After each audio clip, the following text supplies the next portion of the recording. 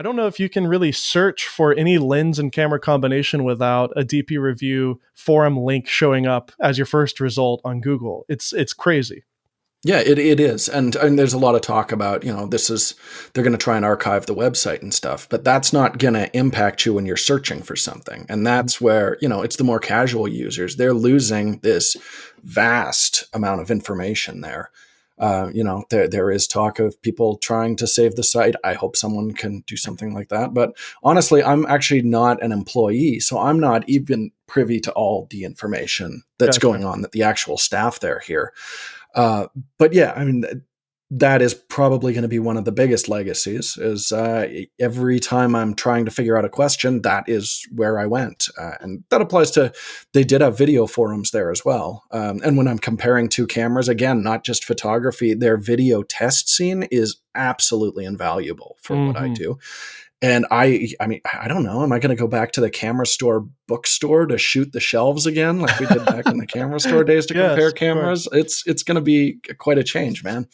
And then, of course, the super valuable studio comparison chart that DPReview so famously has. Can you walk us through what that was and how valuable that tool is?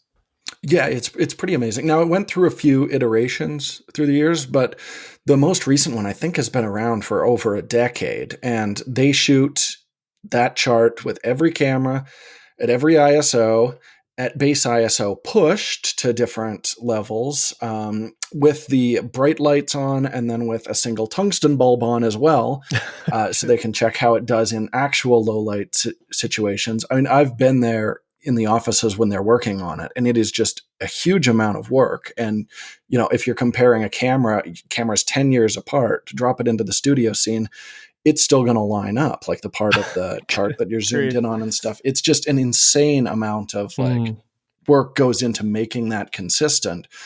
And yeah, I was there when we went back to Seattle to kind of say goodbye, shoot a short documentary, which I'm really looking forward to dropping. I think people will find that very valuable. But yeah, I was there when they were shooting that test chart scene for one of the last times ever. And it's pretty amazing. And that's just such a valuable tool for so many photographers. Who's going to pick that up? Are you guys going to make a version of the site? Is Gerald Undone going to start doing that on his website?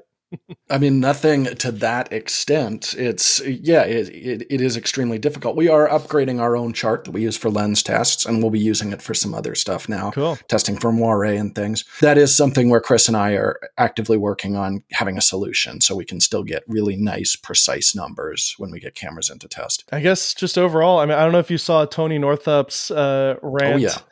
And then I think Jared Poland posted a video this morning as well. It seems like just the whole community is kind of mourning the loss of this extremely valuable and historic website.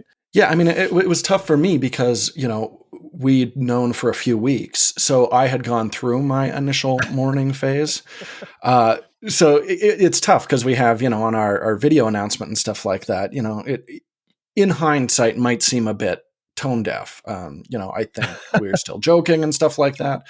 And I was forgetting how I heard when I first heard the news, which is kind of devastated. And that's the case for a lot of people who rely on that website. So it's tough. And, all the people who work at DPReview are the best people I've worked with in my life. So I hope that all of them can find, a good place to go from here because they're absolute masters at what they do.